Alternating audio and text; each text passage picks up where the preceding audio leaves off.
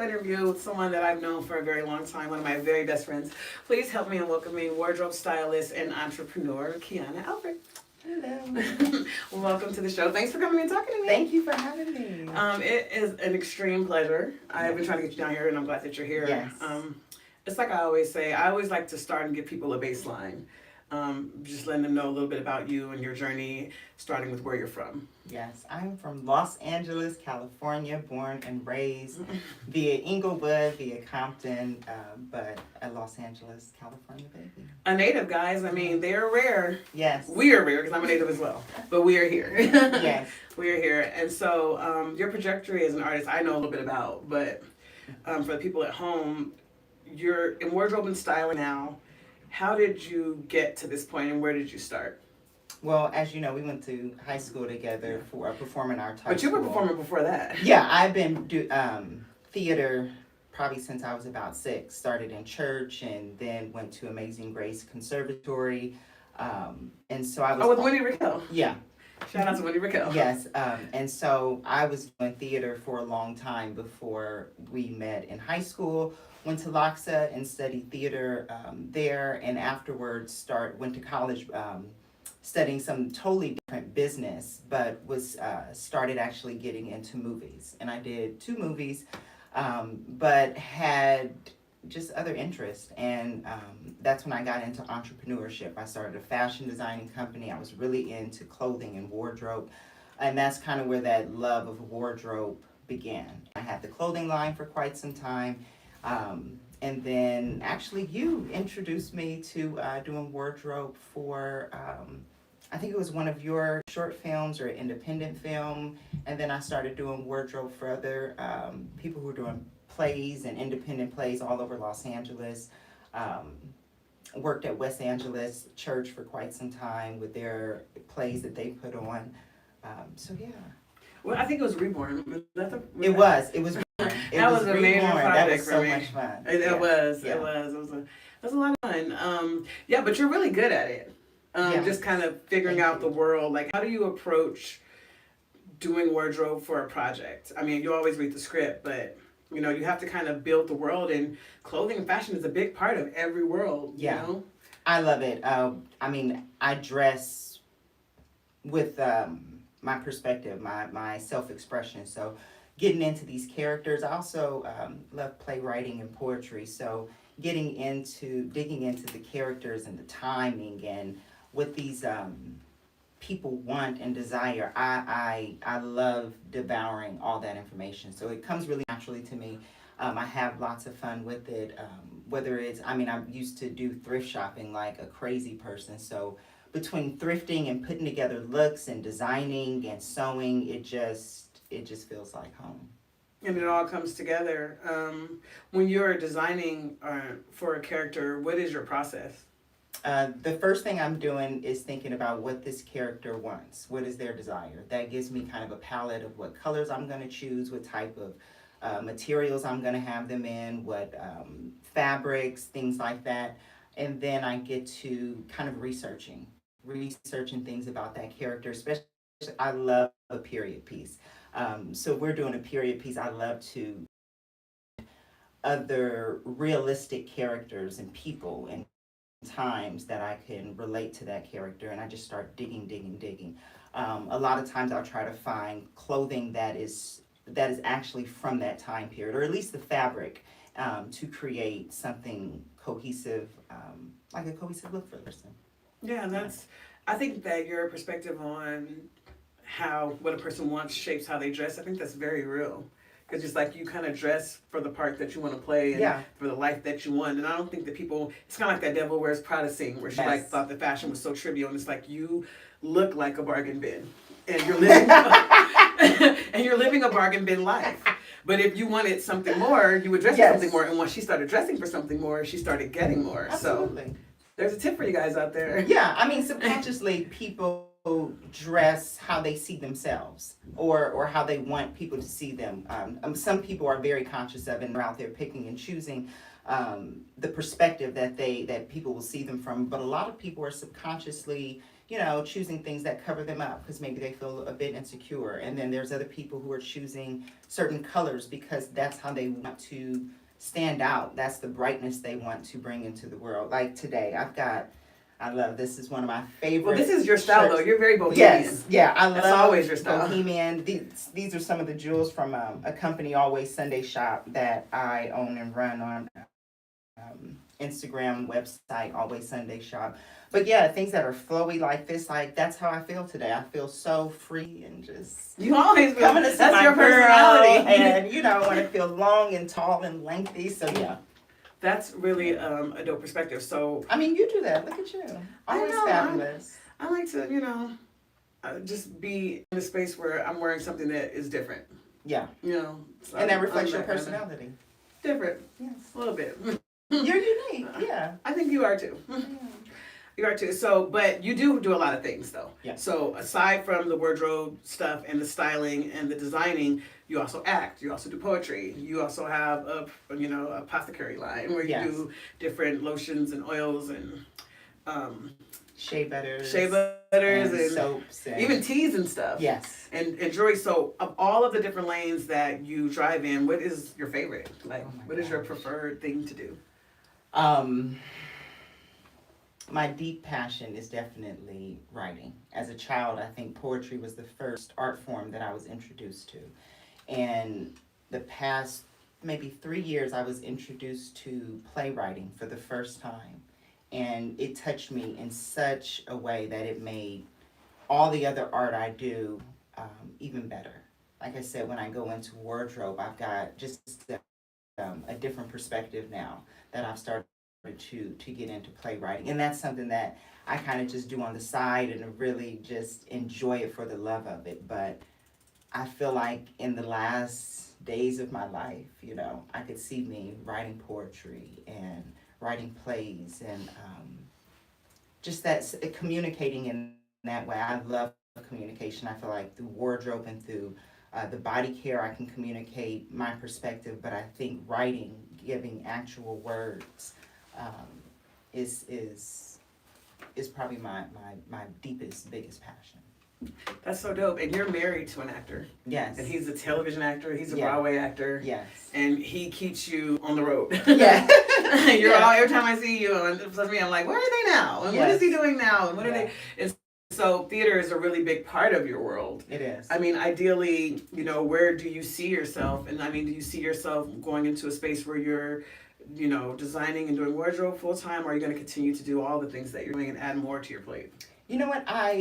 Me and my husband talked a lot about starting a foundation or even a theater of our own, or something where we can bring together our love of theater and education and all of these different talents at some point. So I think that everything I'm doing is in some way leading to that road inevitably. And I'm not for sure exactly what that road will be. It might be owning our own theater and being able to have my hand in every pot, whether it comes from, the wardrobe to a play that I wrote, artistic directing.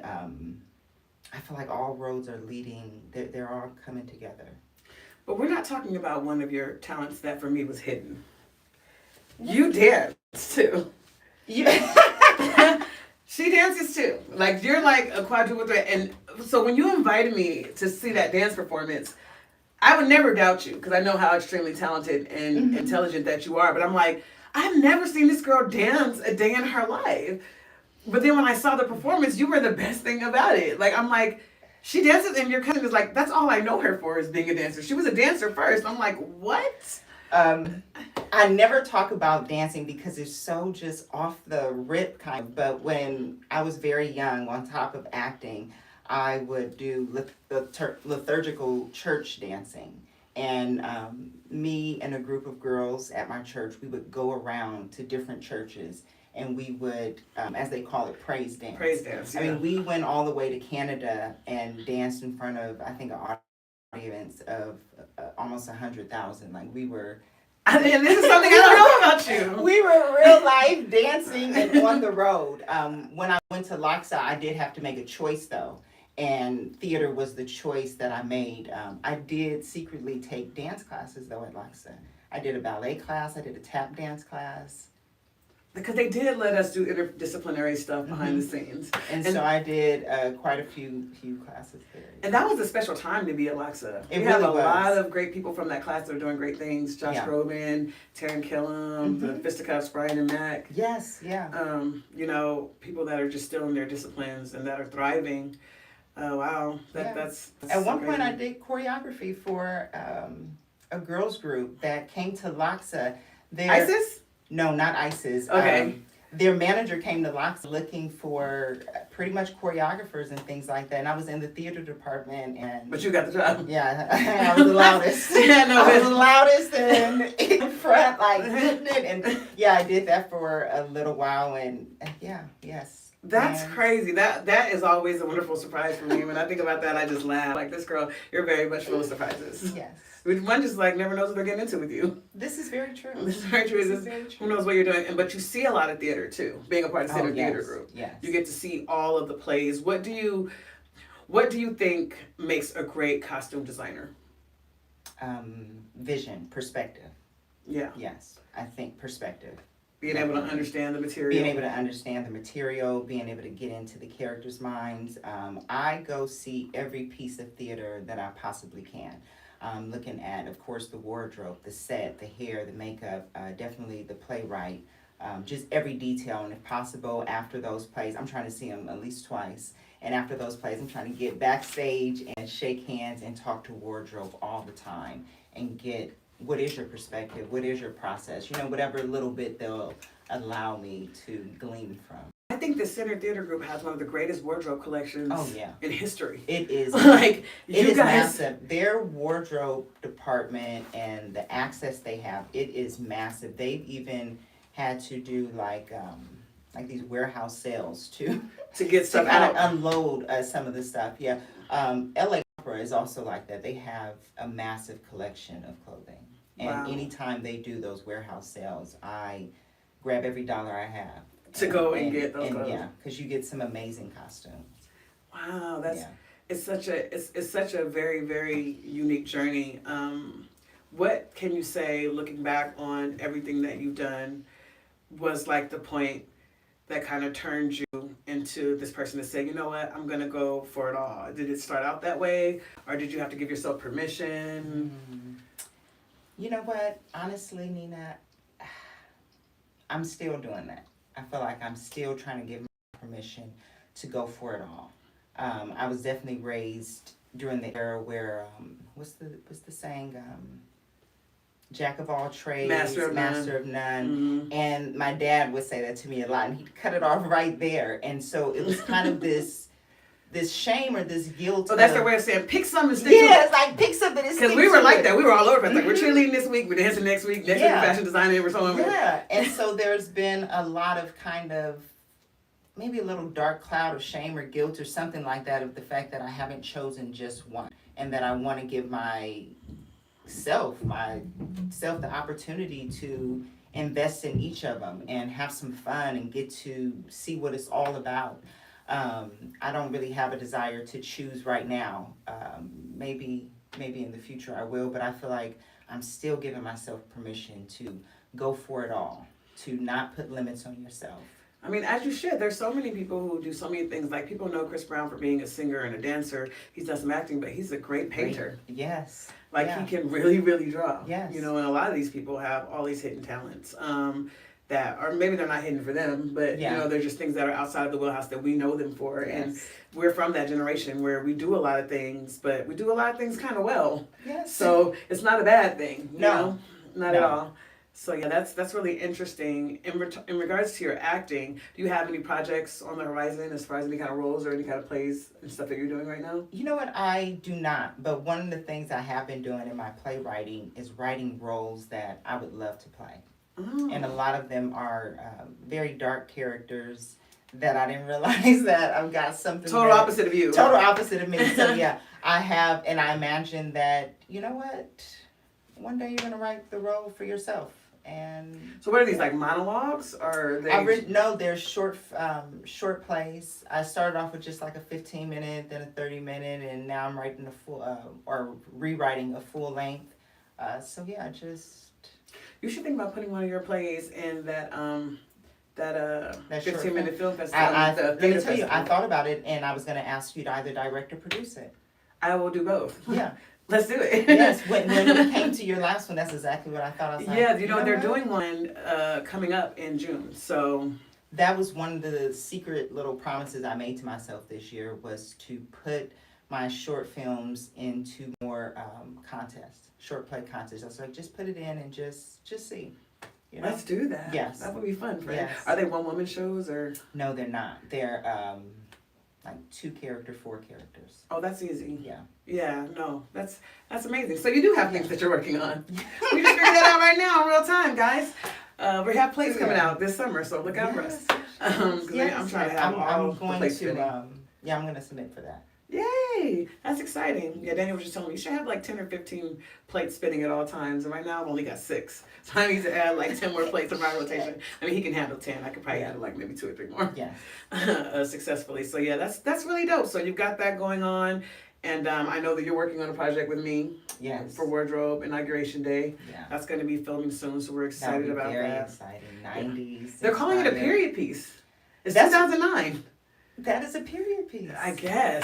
That's what I love that. Yeah, my producer Jessica's like, is that a period piece? I think period piece, 1700s, 1800s. No, when you get in and you start looking at the style from that time, I mean, the language that we use. Girl, I hated Y2K fashion. The and culture, I hate that it's coming back. That Y2K fashion. It was terrible. I was so deep doing the research. I went and bought me some jeans. Yes, I love that Y2K. The low rise? Yeah.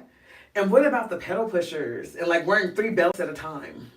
Remember we used to wear like 2 or 3 belts? I am going to get some pedal pushers. Wearing the ties with like tank tops? Pedal pushers, and I want to get a little vest. Like a little 9 to 5 vest. I think 90s fashion We might even go to the club afterwards. I'm going to be there in spirit. Yeah, I would definitely wear some pedal pushers. Yeah, I think they're trying to bring them back. Yeah, and the cool-out pants, the girls are trying to bring those back. I'm like, y'all wasn't even there. No. And we don't want to go back. You want to go back? I do want to go back. Well, I mean, I'm not sure. I feel like on set every day I'm going to come in costume. Oh, in 2009? Yeah, we should try to do that. That'll be a challenge. Yeah, bring some pagers. That's crazy. That's 2009. They had cell phones by then. What do we have? The like flip phones the two-way and two-way pagers, chirps and all that. Yes, we got to get chirps. Straight to the government. Yeah. Straight to the government. Yeah, so, I mean, but what are you most excited about that you have coming up? Anything that's really coming up that you can talk about that you're most excited about? Honestly, Inauguration Day is something I'm extremely excited about right now. Like I said, I've after reading whatever version of the script I read, I started researching and just going around looking at things. And so I'm like deep into that era right now, listening. I've created a little playlist for the time period. And so that's really like deep in my mind right now. And with my apothecary line, getting ready for spring, or we're in spring, but getting ready for summer. And so I've got some really great products, oils, and soaps and lotions. You always and smell like so good. And I know you have the softest skin. I can yes, tell. yes. So always Sunday shop. That's always Sunday shop. You guys, this is going to be the best skin products that it really is. All natural, non-toxic skin products. They are invigorating to smell, and they're actually healing for your skin. There is proof and evidence. Harsh, rough feet, elbows, just dry skin, it repairs it and heals it. So, yeah. So that's where you can find her as far as the apothecary stuff. Always Sunday Shop on Instagram. And where can they find you for other things like wardrobe and things of that nature? Keana D. Jackson at gmail.com. You can reach out to her directly if you have any projects that you have going on. Absolutely. But thanks for coming and speaking with us today, Thank you for having me. It was a pleasure. This was so fun. Looking forward to seeing you on set, but I'm sure I'll see you before then. Yes. All right. I love you. This was so good. It was so fun. And you guys out there, thanks for joining us. We'll see you. We have more interviews coming up, so don't go anywhere. Yeah, so we'll be on set soon.